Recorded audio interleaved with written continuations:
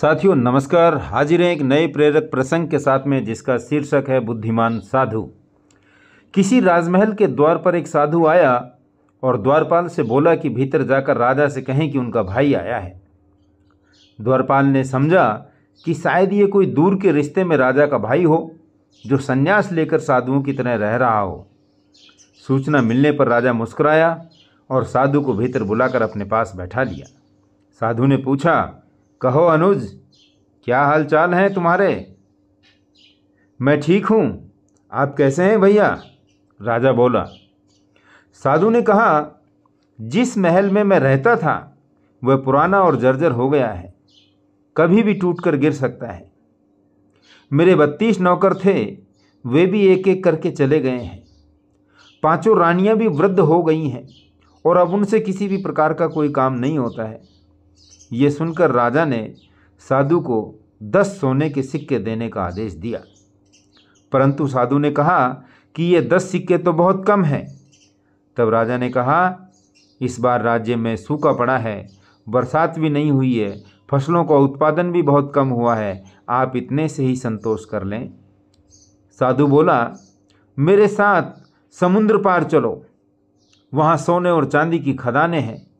मेरे पैर पड़ते ही समुद्र सूख जाएगा।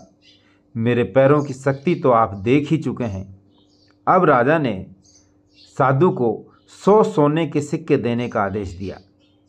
साधु के जाने के बाद मंत्रियों ने आश्चर्य से पूछा, क्षमा करना महाराज, जहाँ तक हम जानते हैं आपका कोई बड़ा भाई नहीं है, फिर आपने इस ठग को इतना इनाम क्यों दे दिया? राजा ने समझाया, देखो, भाग्य के 2 पहलू होते हैं, एक राजा और दूसरा रंक। इस नाते उसने मुझे भाई कहा। जर्जर महल से आशय उसके बूढ़े शरीर से है, उसकी वृद्धावस्था से है, और 32 नौकर उसके दांत थे जो अब नहीं रहे, एक एक करके वो टूट गए, और 5 वृद्ध रानियां उसकी 5 इंद्रियां हैं। समुद्र के बहाने उसने मुझे उल्हाना दिया कि राजमहल में उसके पैर रखते ही मेरा राजकोष सूख गया, क्योंकि मैं उसे मात्र 10 सिक्के दे रहा था, जबकि मेरी हैसियत उसे सोने से तोल देने की है। इसलिए उसकी बुद्धिमानी से प्रसन्न होकर मैंने उसे 100 सिक्के दिए और कल से मैं उसे अपना सलाहकार नियुक्त करूँगा।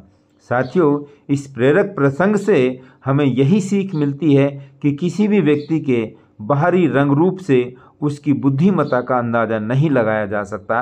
इसलिए हमें सिर्फ किसी ने खराब कपड़े पहने या वो देखने में अच्छा नहीं है, ऐसा देख कर के ही उसके बारे में पूर्वाग्रह से कोई गलत विचार नहीं बनाना चाहिए।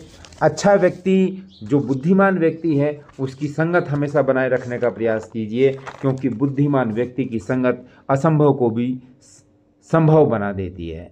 साथियों, जय हिंद, धन्यवाद।